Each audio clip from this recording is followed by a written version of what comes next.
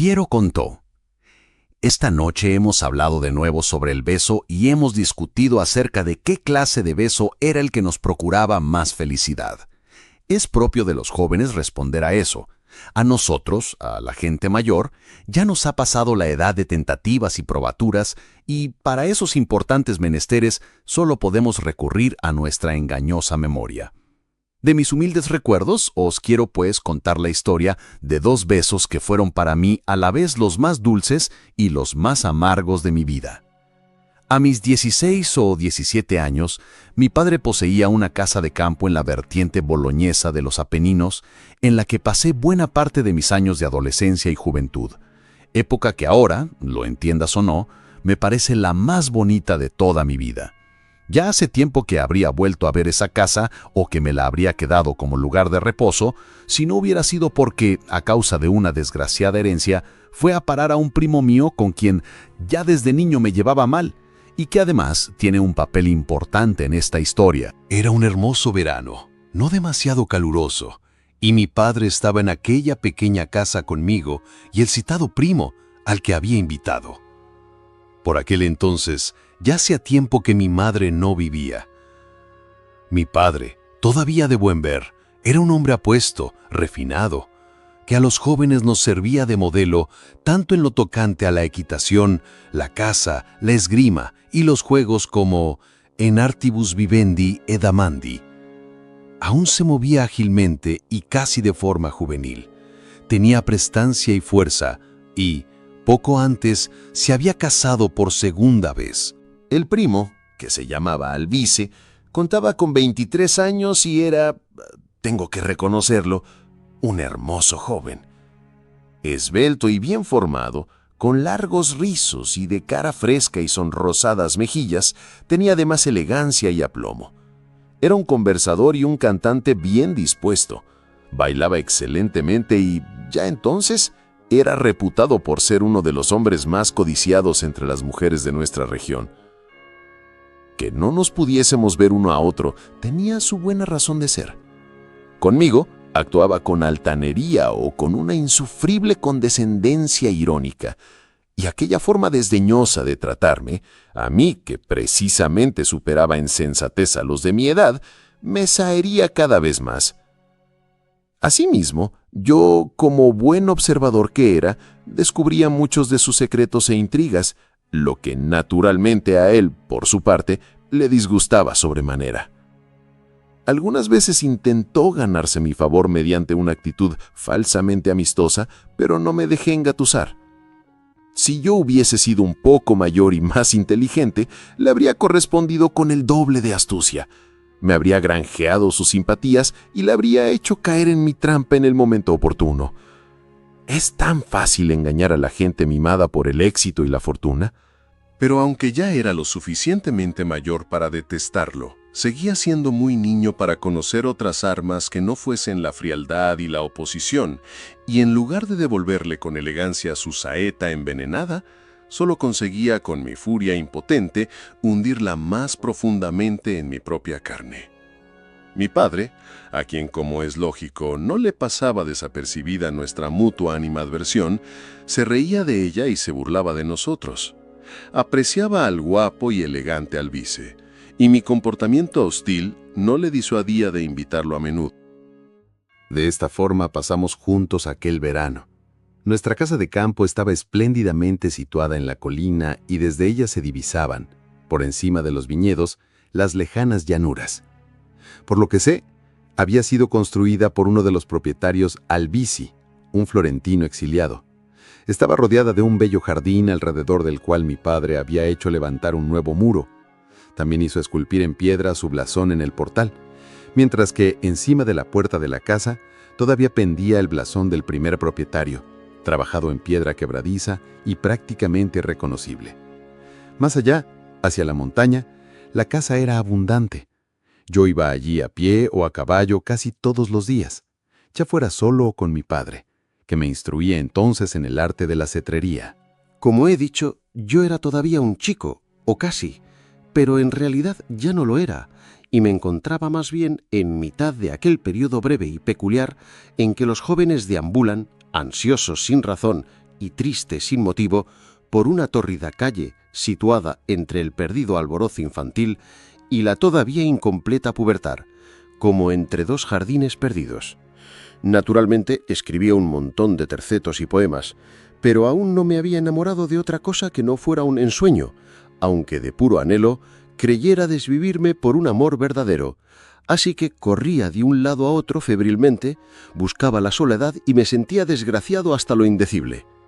Mis sufrimientos se multiplicaban por el hecho de tener que mantenerlos celosamente escondidos, porque ni mi padre ni el odiado Alvise, como yo bien sabía, me habrían escatimado sus burlas. También escondía mis hermosas poesías por precaución, como habría hecho un avaro con sus ducados. Y cuando me parecía que el cofre había dejado de ser un lugar seguro, llevaba la caja con los papeles al bosque y la enterraba, eso sí, comprobando todos los días que continuaba en su lugar. En una de aquellas expediciones en busca del tesoro, vi por casualidad a mi primo, que esperaba en el linde del bosque. Como él no se había percatado de mi presencia, tomé inmediatamente otra dirección, pero no lo perdí de vista. Tan acostumbrado estaba a observarlo, ya fuera por curiosidad o antipatía. Al cabo de poco, vi que una joven sirvienta perteneciente a nuestra casa avanzaba y se acercaba a Alvise, que la guardaba. Él le pasó el brazo por la cintura, la atrajo hacia sí y desapareció con ella en el bosque. Entonces me invadió una cierta fiebre y sentí una violenta envidia hacia aquel primo mayor que yo, a quien veía coger frutos inaccesibles para mí. En la cena clavé mis ojos en los suyos porque creía que por su mirada o sus labios se sabría de alguna forma que había besado y disfrutado del amor. Pero era el mismo de siempre y estaba tan alegre y locuaz como de costumbre. A partir de aquel momento me fue imposible observar a aquella sirvienta y a Alvise sin sentir un estremecimiento voluptuoso que me causaba placer y aflicción a la vez. Por aquel entonces, estábamos en pleno verano, mi primo nos notificó un día que tendríamos nuevos vecinos. Un señor rico de Boloña y su joven y hermosa esposa, a los que Alvise conocía desde hacía tiempo, se habían instalado en su casa de campo, situada a menos de media hora de la nuestra y un poco internada en el bosque. Aquel señor también era un conocido de mi padre, y creo incluso que se trataba de un pariente lejano de mi difunta madre, quien procedía de la casa de los Pepoli, aunque de esto no estoy muy seguro. Su casa en Boloña se hallaba cerca del Colegio de España. La casa de campo, en cambio, era propiedad de la mujer. El matrimonio, e incluso sus 3 hijos, que por aquella época todavía no habían nacido, han muerto ya. Y a excepción de mí mismo, de los que nos reunimos en aquella ocasión, solo mi primo Alvise continúa vivo, y tanto él como yo ya somos viejos sin que, a pesar de ello, nos llevemos mejor. Al día siguiente, en un paseo a caballo, nos encontramos con el boloñés. Lo saludamos y mi padre lo animó a visitarnos pronto junto con su mujer. Aquel señor no me pareció mayor que mi padre, pero no cabía comparar a aquellos 2 hombres, pues mi padre era alto y de distinguida figura, y el otro bajo y poco agraciado. Se mostró muy cortés con mi padre, me dirigió algunas palabras y aseguró que nos visitaría al día siguiente, a lo que mi padre correspondió inmediatamente con una invitación a comer de lo más amistosa. El vecino nos lo agradeció, y nos despedimos obsequiosamente y con la mayor de las satisfacciones. Al día siguiente, mi padre encargó una buena comida y también hizo poner una guirnalda de flores en la mesa en honor de la dama forastera. Esperábamos a nuestros invitados con gran júbilo y emoción, y cuando llegaron, mi padre fue a su encuentro al portal y él mismo ayudó a la dama a desmontar del caballo. Nos sentamos alegremente a la mesa y durante la comida no pude por menos que admirar a Alvise por encima de mi propio padre. Sabía contar a los forasteros, especialmente a la dama, tantas cosas ocurrentes, lisonjeras y divertidas que provocaba el alborozo general sin que, ni por un momento, decayeran las charlas y las risas. En aquella ocasión me propuse adquirir yo también aquella valiosa habilidad, pero sobre todo me entretuve con la contemplación de aquella noble dama. Era excepcionalmente hermosa, alta y esbelta, iba lujosamente vestida, y sus gestos rezumaban naturalidad y seducción. Me acuerdo a la perfección de que en su mano izquierda, justo a mi lado, llevaba 3 anillos de oro con grandes piedras preciosas, y en el cuello una cadenita de oro con pequeñas láminas cinceladas al estilo florentino. Cuando la comida llegaba a su fin, y tras haber contemplado a la dama a placer, yo ya me sentía perdidamente enamorado de ella, y experimentaba por vez primera, y de verdad, aquella dulce y perniciosa pasión con la que tanto había soñado y que tantos poemas me había inspirado. Una vez retirada la mesa, nos fuimos todos a descansar un rato. Al salir después al jardín, nos instalamos a la sombra y nos deleitamos con entretenimientos varios, en el transcurso de los cuales tuve ocasión de declamar una oda latina y cosechar algunas alabanzas. Al atardecer comimos en la logia y cuando empezó a oscurecer los invitados se prepararon para volver a casa. Me ofrecí inmediatamente a acompañarlos, pero Alvise ya había mandado buscar su caballo. Nos despedimos. Los 3 caballos emprendieron el camino y yo me quedé con las ganas. Aquella tarde y por la noche tuve la oportunidad de experimentar por primera vez algo de la verdadera esencia del amor. A lo largo del día me había sentido tan plenamente feliz con la contemplación de la dama como afligido y desconsolado me quedé a partir del momento en que ella abandonó nuestra casa. Al cabo de 1 hora, oí con desolación y envidia como mi primo volvía, cerraba el portal y entraba en su habitación. Después me pasé la noche entera en la cama sin poder dormir, exhalando suspiros y lleno de inquietud. Intentaba reproducir con exactitud los rasgos de la dama, sus ojos, cabellos y labios, sus manos y dedos y cada una de las palabras que había pronunciado. Murmuré por lo bajo su nombre más de 100 veces, tierna y tristemente, y fue un milagro que al día siguiente nadie reparara en mi alterado aspecto. Durante todo el día no hice otra cosa que idear estratagemas y medios que me permitieran volver a ver a la dama y obtener de ella, en lo posible, algún que otro gesto amable. Naturalmente me torturé en vano. No tenía experiencia alguna, y en el amor todos, incluso los más afortunados, empiezan necesariamente con una derrota. Un día después, me atreví a acercarme a aquella casa de campo, lo que podía hacer fácilmente a hurtadillas, puesto que se hallaba cerca del bosque. Me escondí cauteloso en el linde de la arboleda y a lo largo de varias horas estuve espiando sin que apareciera nada más que un gordo e indolente pavo real, una doncella cantando y una bandada de blancas palomas. A partir de entonces, corría todos los días hacia allí. En un par o 3 de ocasiones, tuve incluso el placer de ver a Dona Isabela pasear por el jardín o asomarse a una ventana. Poco a poco, me volví más audaz y me abrí paso varias veces hacia el jardín, cuya puerta abierta estaba protegida por altos matorrales.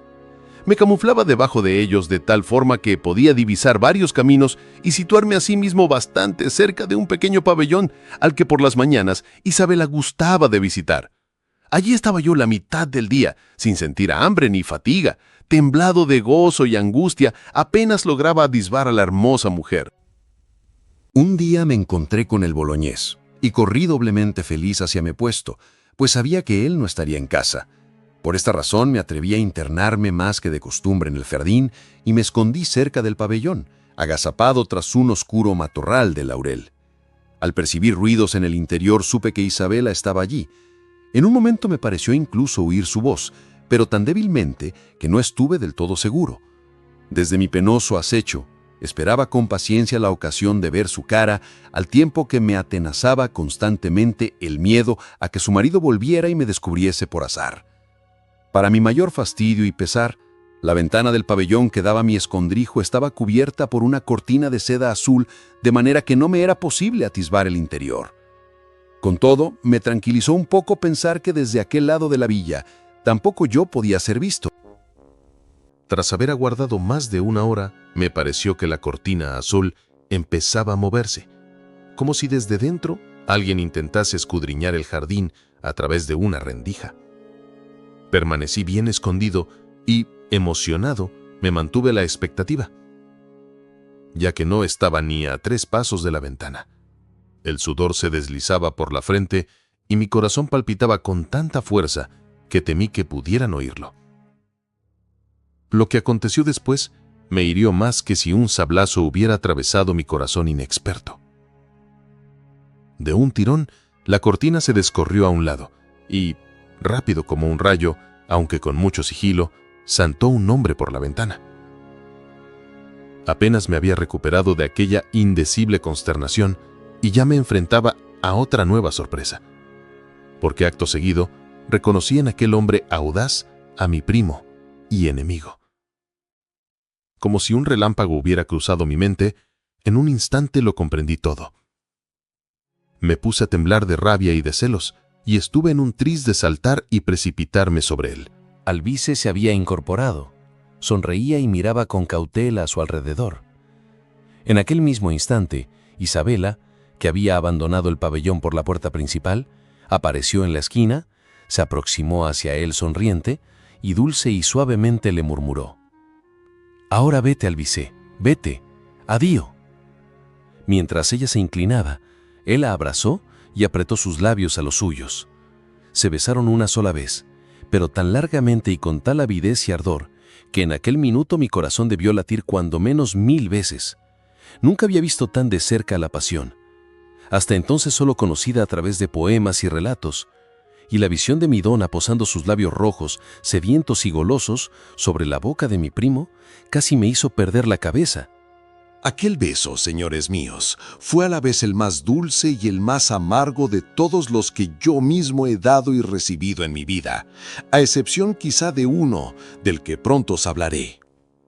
Aquel mismo día, mientras mi alma todavía temblaba como un pájaro lastimado, fuimos invitados a pasar el día siguiente en la casa del boloñés. Yo no quería ir, pero mi padre me lo ordenó. Así pues, pasé otra noche atormentado y sin dormir. Montamos al fin los caballos y nos dirigimos sin prisa hacia aquella puerta y aquel jardín que yo tan a menudo había franqueado en secreto. Pero mientras que para mí aquello era de lo más penoso y mortificante, Alvise observaba el pabellón y el matorral de laurel con una sonrisa que a mí no podía por menos que sacarme de quicio. Aunque mis ojos estuvieron también esa vez continuamente pendientes de dona Isabela, cada una de aquellas miradas me causaba un sufrimiento atroz, puesto que, delante de ella, en la mesa, se sentaba el odiado Alvise, y no me era posible observar a la hermosa dama sin representarme con todo lujo de detalles la escena del día anterior. Sin embargo, no paré de contemplar sus labios seductores. La mesa estaba espléndidamente abastecida de manjares y vino, la charla transcurría chispeante y animosa, pero ningún bocado me parecía sabroso, y a lo largo de la conversación no me atreví a despegar los labios. Mientras que todos estaban contentos a más no poder, a mí la tarde me pareció más larga y difícil que una semana de penitencia. Durante la cena, el sirviente anunció que en el patio había un mensajero que deseaba hablar con el propietario de la casa. Así que éste se disculpó, prometió volver enseguida y se fue. Mi primo llevaba de nuevo el peso de la conversación. Pero mi padre, creo, había adivinado lo que pasaba entre él e Isabela y se complacía en importunarles con alusiones y extrañas preguntas. Entre otras cosas, le preguntó a la dama bromeando: «Dígame, pues, dona, ¿a quién de nosotros daría usted más gustosamente un beso?» Entonces la hermosa mujer estalló en risas y respondió rauda: «Gustosamente le daría un beso a aquel guapo muchacho de allí». Con esas, se levantó de la mesa, se dirigió hacia mí y me dio un beso. Pero este no fue como el del día anterior, largo y ardiente, sino frío y escueto. Y creo que, de todos los besos nunca recibidos de una mujer amada, aquel fue el que mayor placer y mayor daño me causó.